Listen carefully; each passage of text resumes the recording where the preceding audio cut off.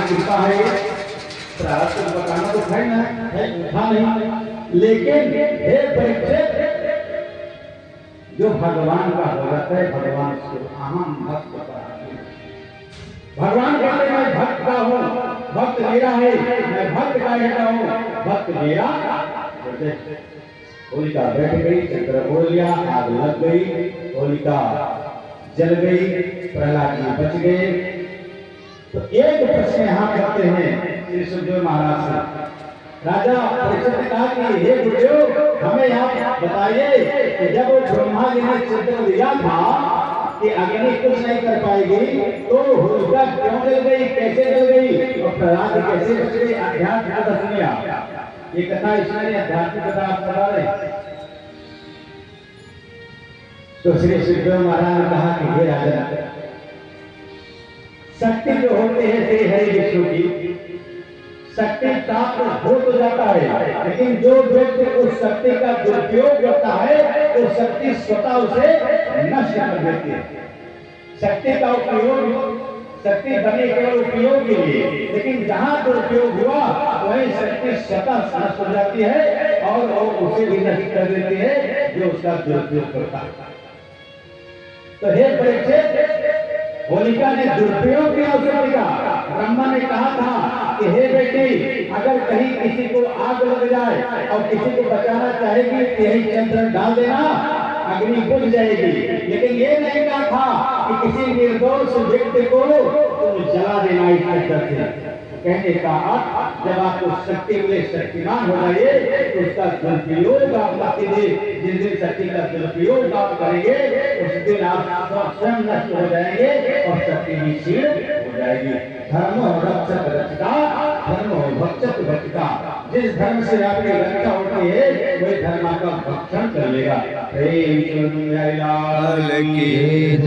प्रहलाद ने पहले उसके बाद हिरण्यकश्यप का आज मैं देखता तेरा भगवान कहाँ है, अपने हाथ में पकड़ लिया और प्रहलाद ने बहुत शर्ट में सुन लिया। अपनी कथा आनंदमय कथा आने वाली है, समय बहुत कम है और आपको सब पता समझो तात्विक जाकर सुन लो। प्रहलाद से पूछा कि तेरा ईश्वर कहाँ है? तो हर व्यापक सर्वत्र सवाना, मेरा ईश्वर तो प्रत्येक स्थान में कण में है। तो आप लोग तो पत्थर पूछते हो ना कि पत्थर भगवान है, पत्थर भगवान नहीं। प्रहलाद ने कहा ये मेरा विश्वास है पिताजी कि इस खंभे में भगवान है। खंभा किसका था? पत्थर का था। अगर प्रहलाद जी कह देते कि इस पेड़ में भगवान है तो आज आप लोग पेड़ भी पूछना शुरू कर देते। तो कहा इस पत्थर में है, इस खंभे में है। तो कहा इस खंभे में तेरा भगवान है? हाँ भाई, हाँ पिताजी मेरे भगवान समय में रोज के मारे आग बबूला हो गया और उसके बाद उस खंभे में मारा पड़ा। जब गदा मारा उसके बाद कुछ नहीं हुआ, लेकिन जब प्रहलाद को मारना चाहा तो खंभे को तोड़ करके भगवान नरसिंह रूप में पैदा हो गए। प्रेम से बोले नरसिंह भगवान की जय। अब भगवान नरसिंह का प्राकट हो गया। जब नरसिंह भगवान का प्राकट हुआ तो आधा नर और आधा मनुष्य, आधा मनुष्य और आधा जानवर का रूप लेकर के प्रकट हो गए। और जब देखा ये कौन सा रूप है, ये तो ना तो जानवर का है तो मनुष्य का है। भगवान को जब देखा तो हिरण्यकश्यप घबरा गया।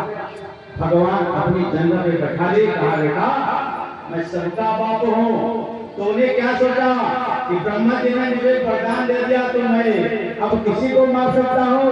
अरे कई ब्रह्मा, कई शंकर, कई विष्णु को मैं पैदा करता हूँ। अगर ऐसे ही मैं ब्रह्मा पैदा कर देता और अधिकार अपने हाथ में न रखता तो आज हमारे सारे देवता मारे जाते, क्योंकि ब्रह्मा ने इनकार कर दिया। तो मैं हिरण्यकश्यप को देता हूँ, आशीर्वाद दे चुका हूँ, अब मैं कुछ नहीं कर सकता हूँ। तुम लोग भागते फिरो। लेकिन विष्णु जी कैसे है कि सबकी काट अपने हाथ में रखते हैं।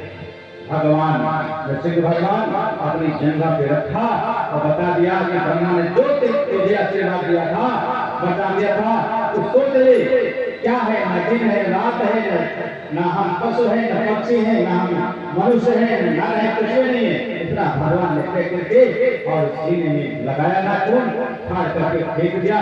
प्रेम सुरन बिहारी लाल की जय। उसके बाद प्रहलाद जी को भगवान चाटने लगे। प्रहलाद